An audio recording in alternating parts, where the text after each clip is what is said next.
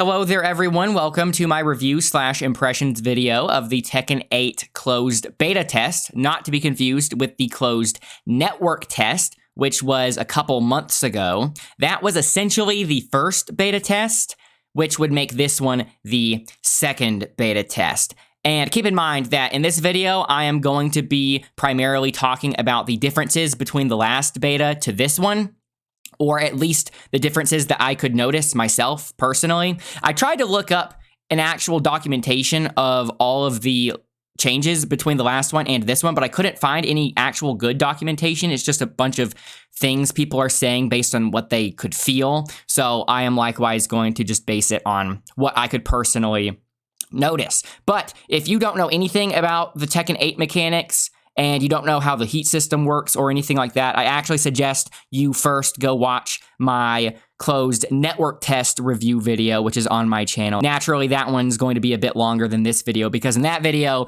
I talk about the differences between Tekken 7 going to the first Tekken 8 beta. That's obviously going to be much more drastic than going from one version of Tekken 8 to another version of Tekken 8, right? So check that out, and make sure you like the video and leave a comment if you feel like saying something. But as for this one, the closed beta test, firstly, I want to talk about the performance and the netcode, and then I will start talking about the new stuff, like the actual advertised new stuff in terms of new things in the game, and then after that, I will get a bit more nuanced and talk about the actual tweaks in the game design, the most interesting part about the talking of this, right? So, as for the performance, I was playing on my Series S yet again, and the actual gameplay, the actual matches ran just fine as before. It's a little bit of a different story with the lounge, but I will get to that when I talk about the lounge. But the reason I bring up performance specifically is because a lot of people playing it on PC were having problems running it.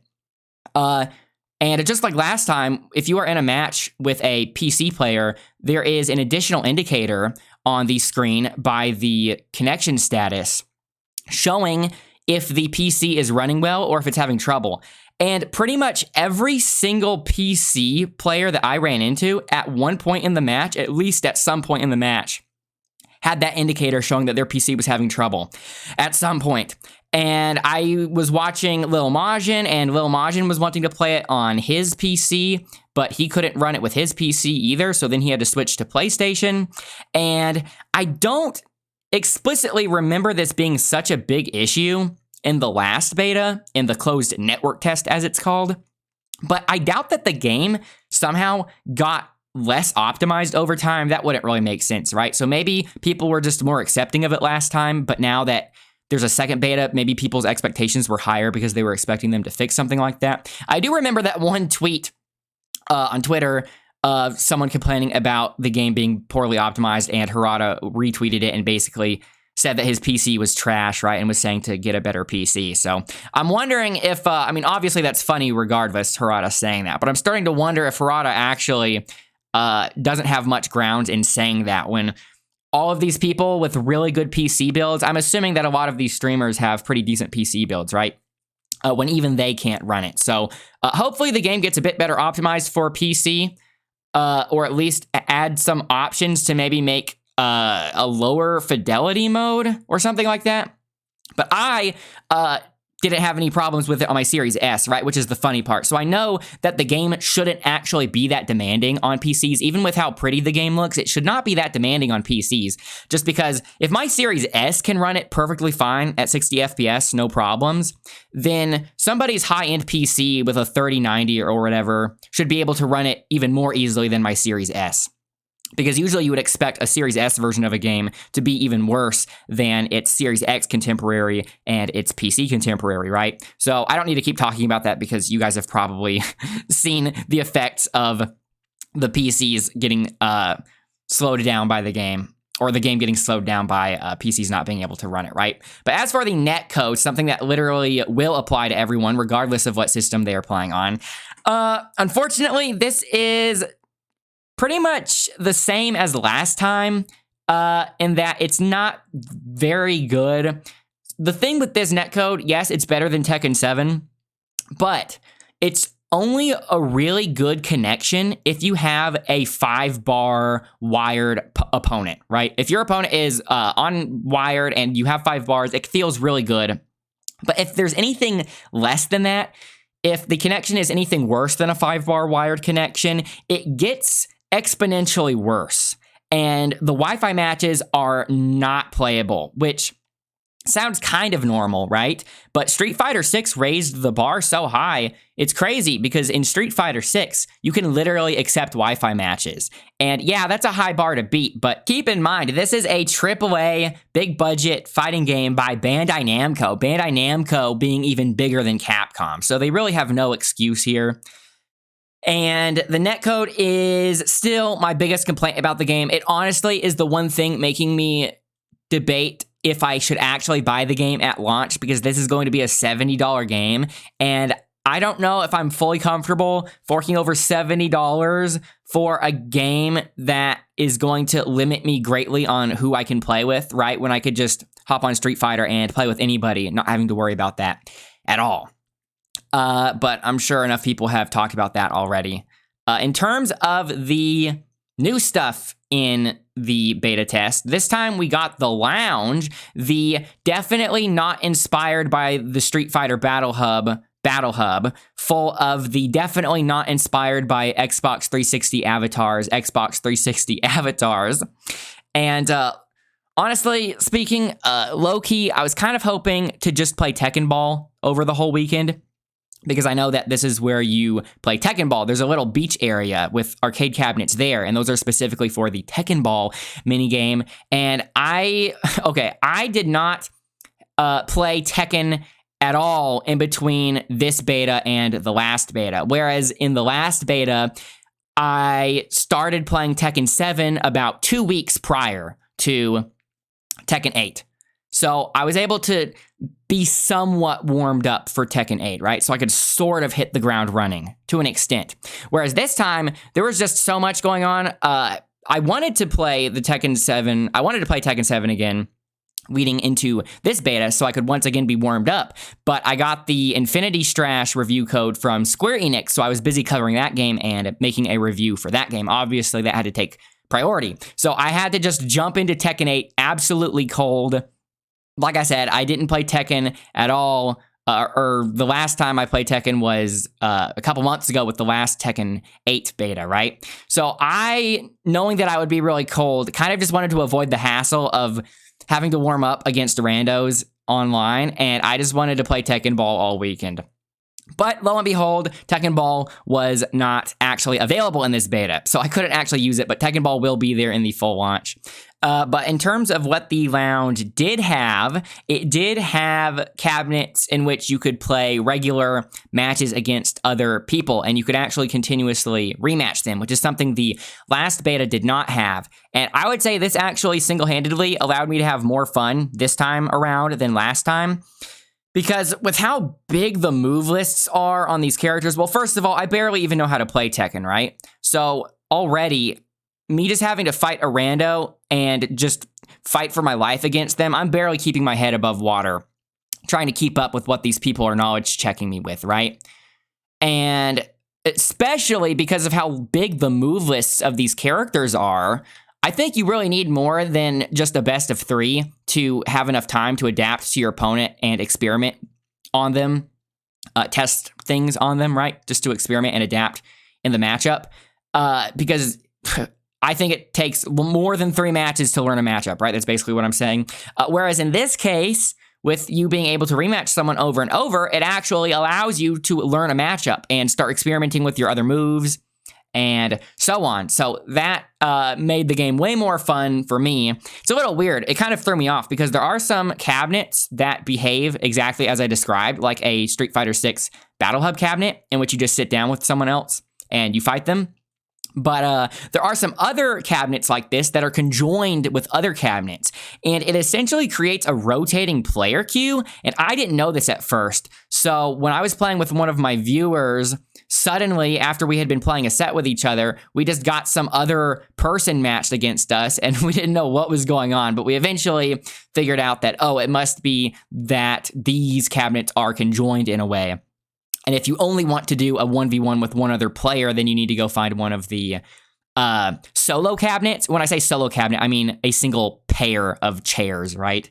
That leads me to one of my critiques about the lounge, in that knowing that this is the case, I think the conjoined cabinets are fine. I think it's neat, but I think there should be way more of the solo cabinets. Again, when I say solo, I mean a solo pair.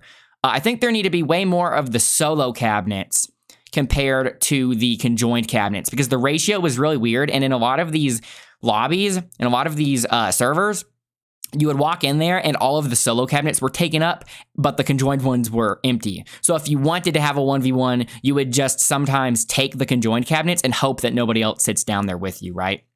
So that's a little weird.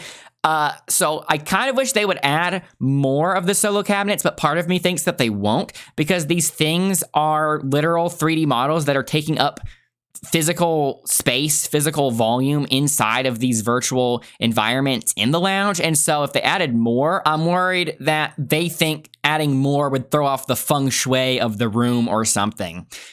Because I think they care about how the layout is. This is another one of my critiques. Even though this is obviously inspired by Street Fighter 6's Battle Hub, I think the Street Fighter 6 Battle Hub is much better. It's much more efficient and industrious in its use of space. Because in Street Fighter 6, you just have a big open area with a bunch of cabinets to play other people with the normal game mode. And then you also have an area to do the gimmick battles, right? You have arcade cabinets for that. And you also have arcade cabinets in a certain area for the rotating retro games. And then, of course, you have the stands for the shop. And I think there's a tournament stand as well, right? And then there's also a stand for the promotional items or whatever. At least it was there for the TMNT crossover, right? Everything is there. None of the space is being wasted. However, in the Tekken 8 Battle Lounge, or whatever it's called, there is a lot more space and a lot more things. When I say things, I mean 3D models. So it's much bigger. It takes longer to walk around than in the Street Fighter 6 Battle Hub. And it has a lot more 3D models, but there's a lot less to do, at least as of right now. Obviously, like I said, there's going to be the Tekken Ball. But for example, you have to walk through this really big hallway staircase to get to the beach area to play Tekken Ball. Whereas in Street Fighter 6's Battle Hub, you just have to walk a few steps over and you are at the retro cabinets or the gimmick battle cabinets, right? So that's what I mean when I say it's just way less efficient in terms of space. There are just 3D models cluttered around everywhere. I think because at a glance, they wanted to give off the impression that it looks as if there's more than what's actually there, because you have these crane games and you have these little fake arcade games, not the Tekken 8 cabinets, but these fake fictional arcade games. Like there's a racing game, for example, a racing arcade game with a steering wheel that you can't actually interact with. So you have these 3D models around that you can't actually interact with, and you also have all of these NPCs standing around that you can't even talk to. So it feels kind of creepy in that it's just this area with fake people and fake games because they want it to give off the impression that it's more exciting and that there's more going on. When in reality, if you were to strip it down to what you have in there, it would be pretty bare bones. And I just wish they would make it a bit denser, right? However, there is one mode that I didn't talk about yet that the lounge did have. I'm so worried I'm going to accidentally say Battle Hub instead of lounge and vice versa. But this beta had what was called a ghost battle. I didn't know about this. I think there was a video talking about the lounge a couple weeks ago or something, but I never watched it. So they might have talked about this already. But I didn't know what this was at the time when I was experimenting with this. But there's a ghost battle, and from what I could tell, the ghost battle is essentially the amiibos from Super Smash Bros. In that you get to fight an AI, which is trying to emulate the play style of the person whose ghost battle you are battling, right? So you can walk up to any player, interact with them, and then go to a menu and then hit ghost battle, and you are essentially fighting an AI that's copying them, which is kind of interesting, but it was so easy. I don't know if it's just because the people I ghost battled were not very good, or if it's because the AI just isn't able to actually properly emulate them. But I could see that being kind of neat if you want to do a ghost battle of professional players or something like that, if it actually makes the AI difficult. But I don't really have much of an opinion on that if you couldn't tell. But I think that the most unappealing part of the lounge, just aside from the creepy looking Xbox 360 avatars and the weirdly vapid space and fake people standing around that you can't talk to, is that, at least on Series S, for some reason, despite the game running really well in the matches with the really high fidelity graphics and character models and particle effects, when you are in the lounge, it is not even 30 FPS. It's like 20 FPS. It looks really rough. And the textures are really low resolution as well. And coupled with this, even worse, in my opinion, is that there's a really big dead zone on the camera stick for some reason. And even if you crank up the sensitivity all the way, the camera sensitivity is really low. So there's a really big dead zone and the camera sensitivity is really low. And even if you crank up the sensitivity all the way, like I did, you only actually feel that higher sensitivity and you only actually see the camera move faster if you push it all the way to its maximum throw, which I think is called camera acceleration. So once you get the stick out of the dead zone, it's still moving really, really slowly. And you can keep on moving the stick more and more and more, and it's still going to move really, really slowly. And you have to literally feel the stick stop moving on the gate of your controller to actually see the camera start moving as fast as you would want it to. So it makes walking around and looking around really unfun. It's really not that big of a deal. I shouldn't be spending this much time talking about the lounge. Like I said, it's not that big of a deal because it's not as if you're having to do actual combat in the lounge. But I imagine that Bandai Namco probably wants the lounge to be a really fun environment with a fun atmosphere. And this definitely hurts that if that is what they are wanting to achieve here, right? Because, like I said, it's not as if you're doing combat or anything, but I want it to at least be somewhat enjoyable to walk around, or at least not actively unfun. Personally, my theory here is that this was a very last-minute thing that they threw into the game, which is why it is seemingly so dissonant compared to everything else, because I think Bandai Namco probably saw the Street Fighter Battle Hub, and then they thought, oh no, we better make something to compete with that, right? So then they had to make their own version of the Battle Hub. And I'm thinking, going even more tinfoil hat here, I'm thinking maybe this Battle Lounge thing was some kind of mobile game thing that they were working on before. Maybe they were actively working on it. Maybe they tried it out before and then they just scrapped it. And they decided to take that and somehow incorporate it into Tekken as its version of the Battle Hub. So maybe you weren't actually playing Tekken matches in it before, right? Maybe it was just some kind of platform to play other Bandai Namco games or something like that. And then they just walked into the room one day and told the programmers that they had to start working with the Tekken team to put it into Tekken. Because why else would it run so poorly and have such low resolution textures? I'm thinking maybe it's because it wasn't actually specifically made for the Xbox hardware, right? Whereas the Tekken 8 matches, the actual normal Tekken 8 gameplay was made with hardware like the Xbox in mind, right? So that's just my tinfoil hat theory about that. I probably shouldn't have spent so much time talking about that.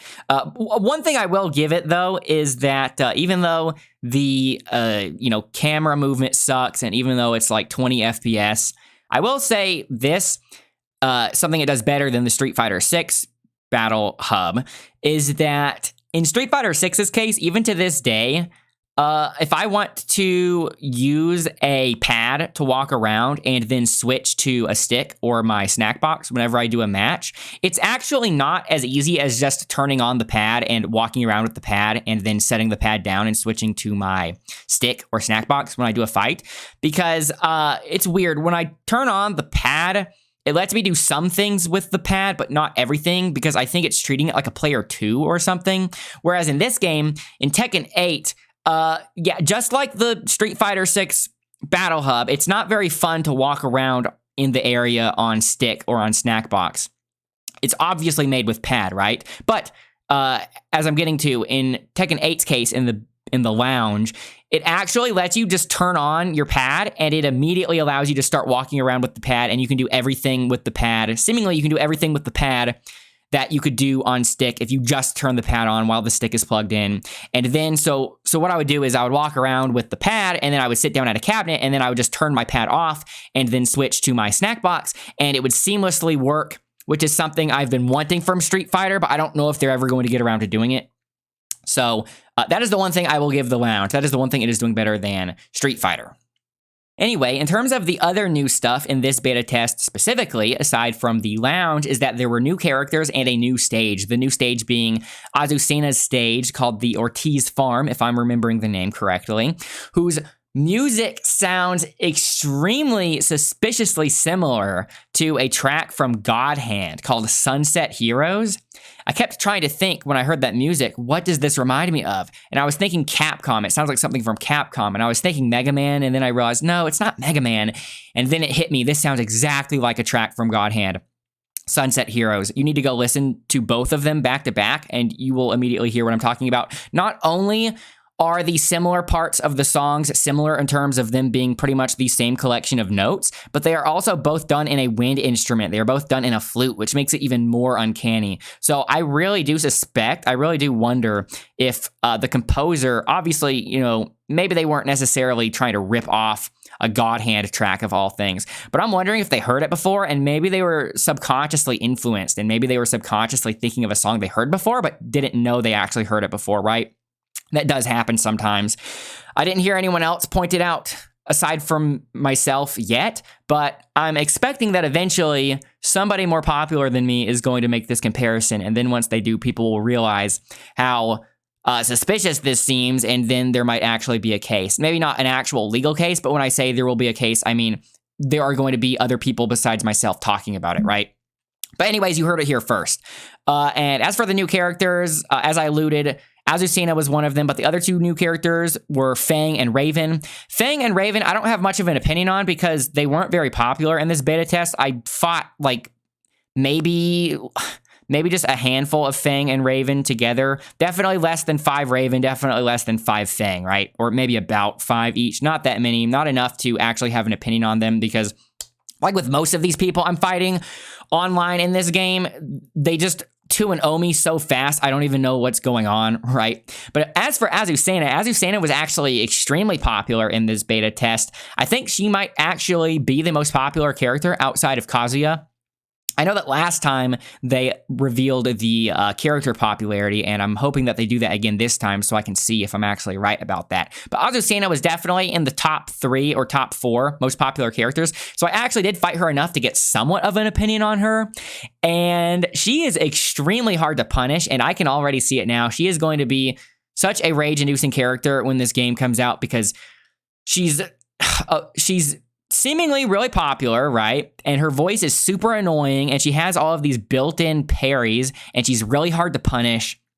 And she has that creepy face. I've heard this observation from other people. I never really thought about it much before until I heard people talking about it with Azucena. A lot of the female characters in this game, they don't really have much expression on their face. I think maybe the design team is just really averse to making the girls look ugly, right? They really want to make sure the girls look attractive, and so in doing so, I think they're a little bit afraid to make them contort their faces in certain ways, and so I think it's fine on characters like Asuka or Lily, right? Like I said, I never really noticed this before. I never really noticed it being an issue. I think Asuka and Lily both look really good. But it is noticeable for me on Azucena because Azucena, the way she's talking and the way she's moving, she seems as if she would be a much more expressive character than someone like Lily or Asuka. And so her face definitely doesn't match it. And I never thought about it before, but once people brought it up, yeah, I can't unsee it now. So she's really creepy and annoying, and she's hard to punish. That is my current opinion on Azucena.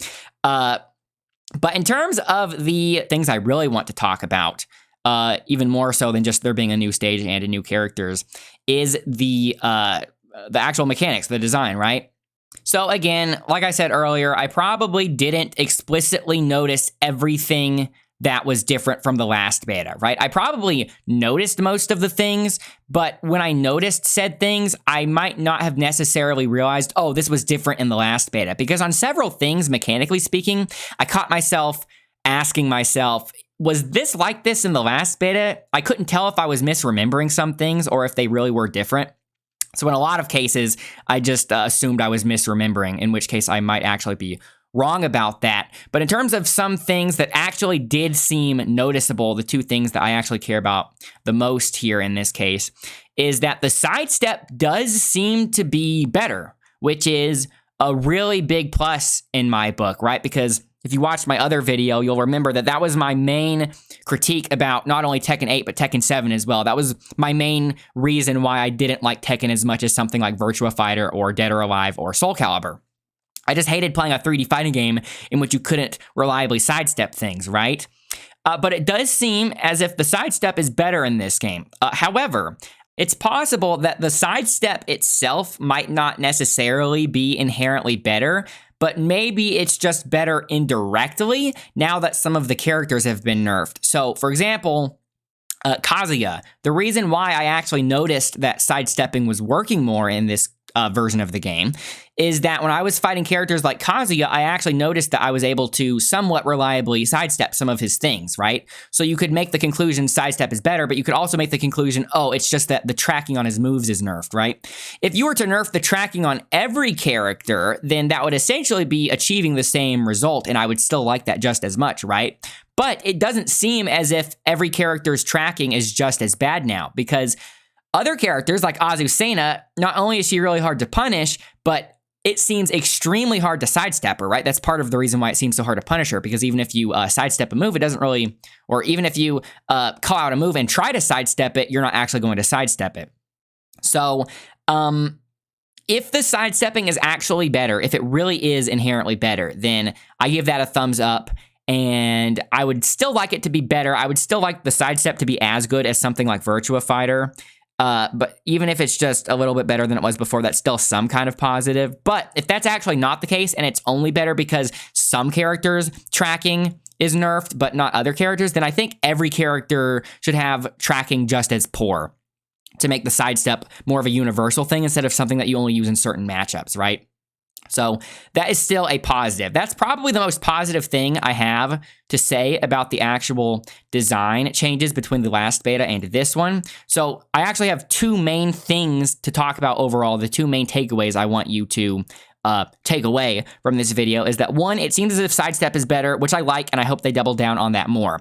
The second thing is actually a negative, and I'd like to preface this by saying we already knew that the combos would be nerfed because immediately after, it was either during the last beta test or immediately after, Harada made a post saying how he wanted to tone down the combos. So that wasn't going to catch anyone off guard, right? I was expecting the combos to be toned down.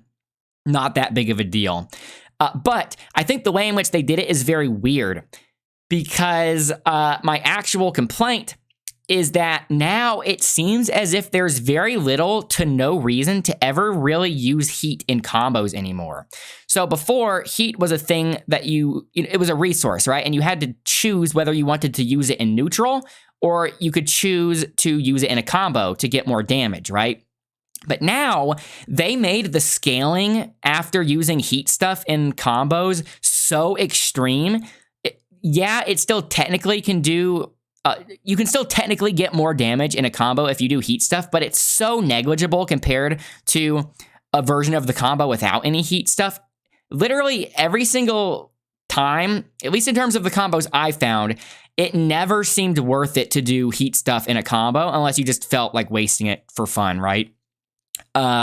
Which is weird because if you recall, my main complaint, and I think most people's complaints about the heat system in the other beta, is that it just felt super oppressive, right? Nobody was complaining about the combo damage, and I thought the most oppressive thing about the heat is what you could do in neutral with the heat, right? You're just constantly blocking all this spammy, like tracking safe stuff from the heat.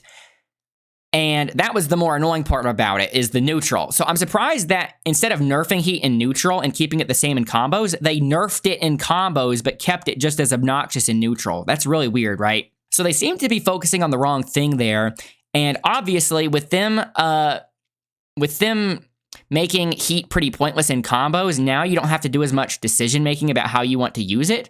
So how I ended up using it is that I would pretty much just save it. I would just sit on it and use it like a soul charge from Soul Calibur, essentially, because even though it's not instant like a soul charge from Soul Calibur with a knockback, it does have armor. So even though you have to eat a little bit of damage sometimes, you can essentially just use it as a get off me tool if they start pressuring you into the corner, right? If they start pushing you into the corner and you want to not be pushed into the corner, you can just do the heat burst.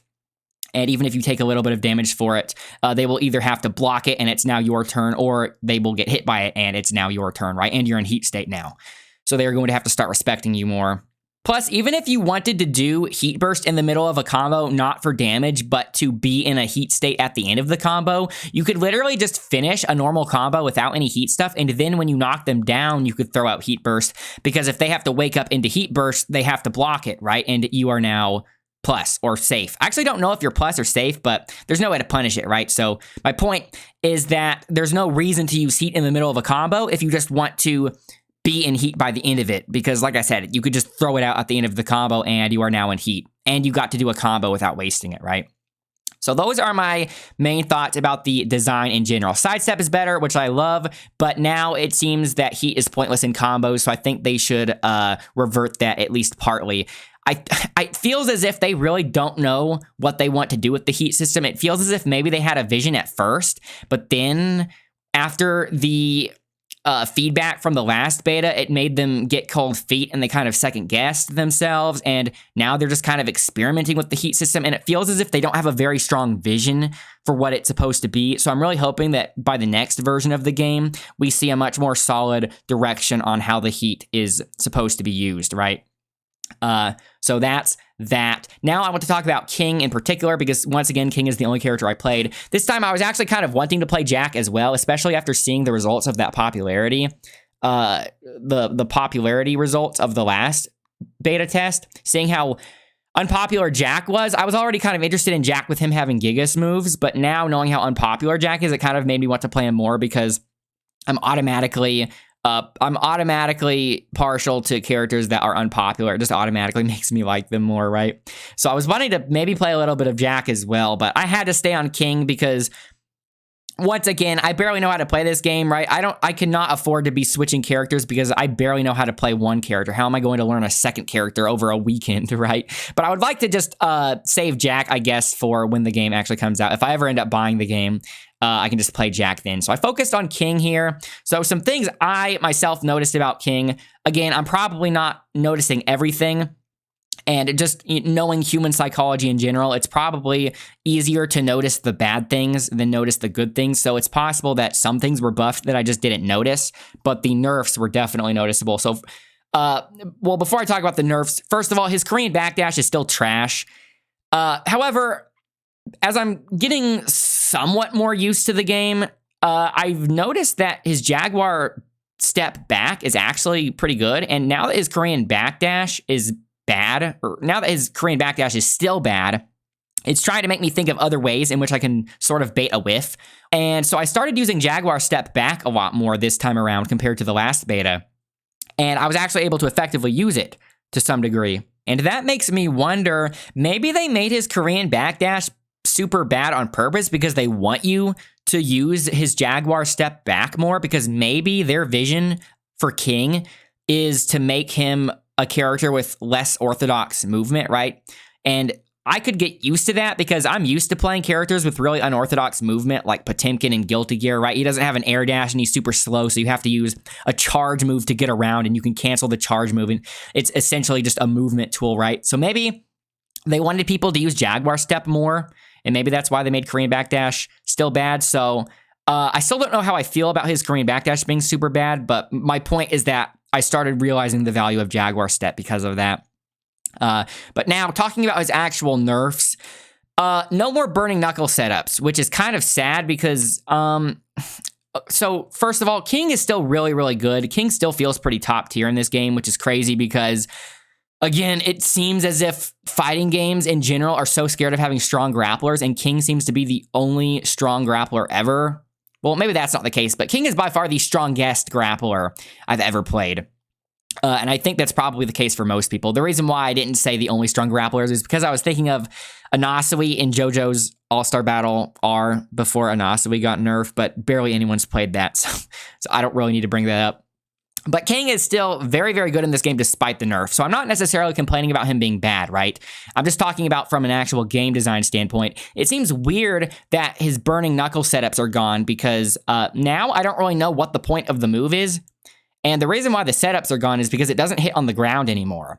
And so if you can't do setups with this really slow, really long telegraphed unblockable, I don't really know how you are ever supposed to use it. And I think it's objectively bad game design if you made something that had a purpose now purposeless, right? Like if there's no point at all in the move, then why is the move even in there? Maybe people will find other setups for it later.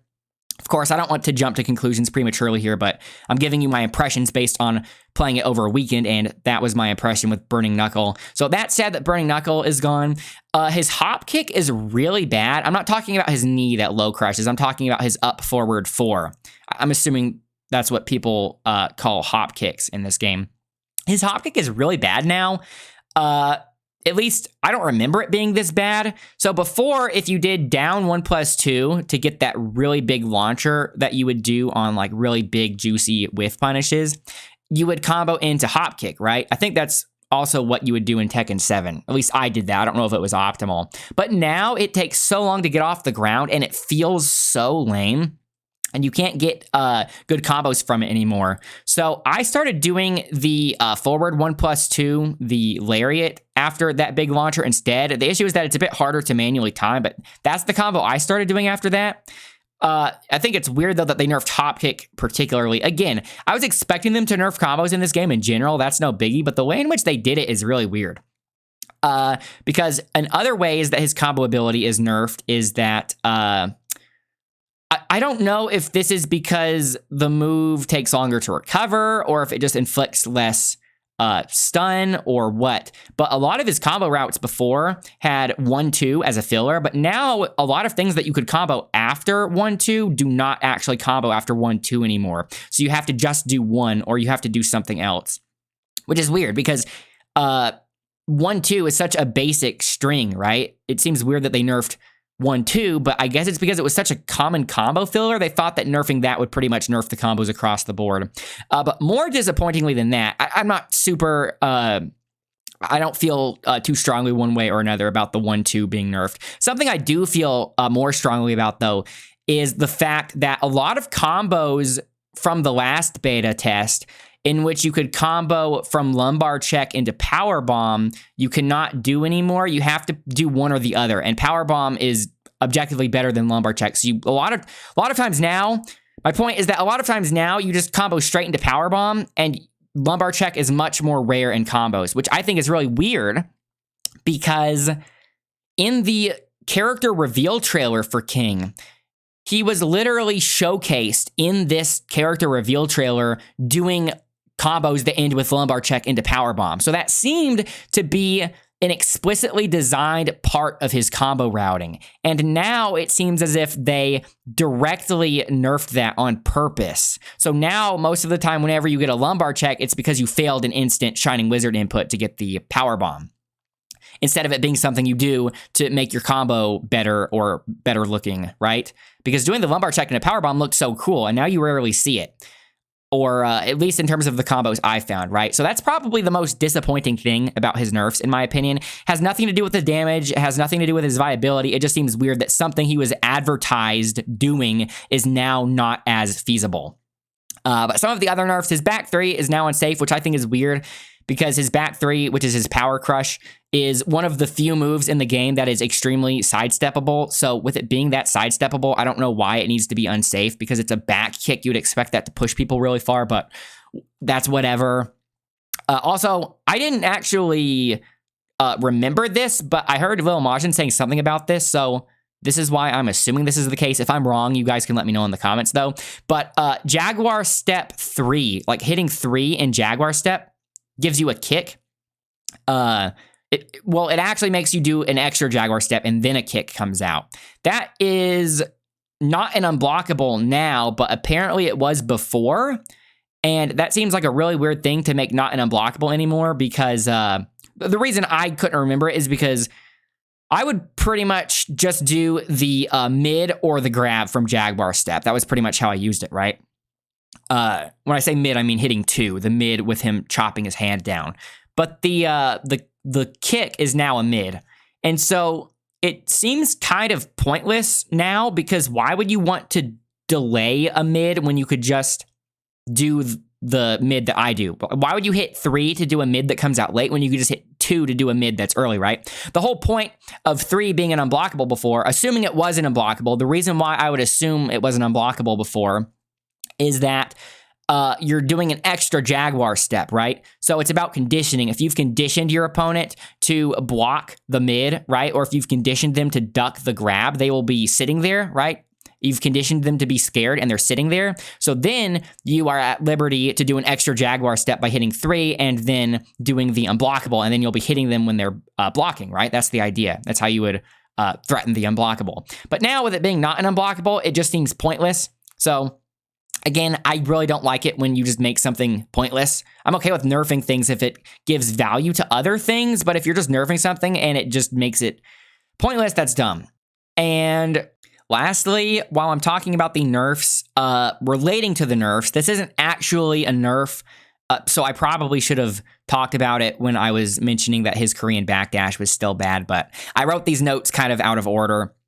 But just know that Jaguar Sprint is not actually necessarily nerfed. I mean, it might be, but I didn't notice Jaguar Sprint being nerfed per se. But the reason I bring this up now while talking about the nerfs is that it kind of feels nerfed, not because it necessarily is, but because now it seems as if players know how to deal with Jaguar Sprint a lot better.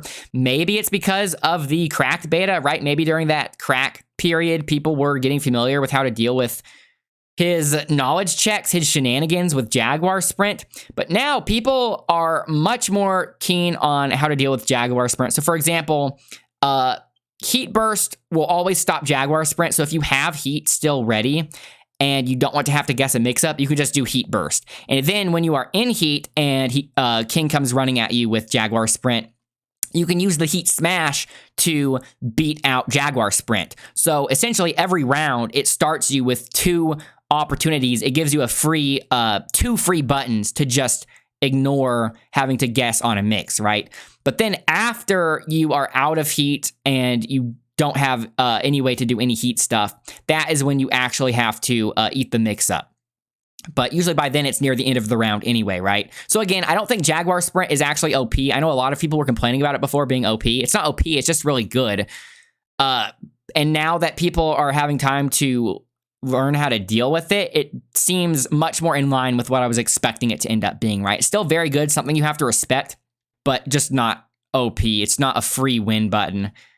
But there was one thing I noticed being actually buffed, something that was actually made better, and I might be misremembering. Maybe I'm misremembering, but I'm pretty sure this is new because I think I would have mentioned this in my review of the last beta test if it were in there.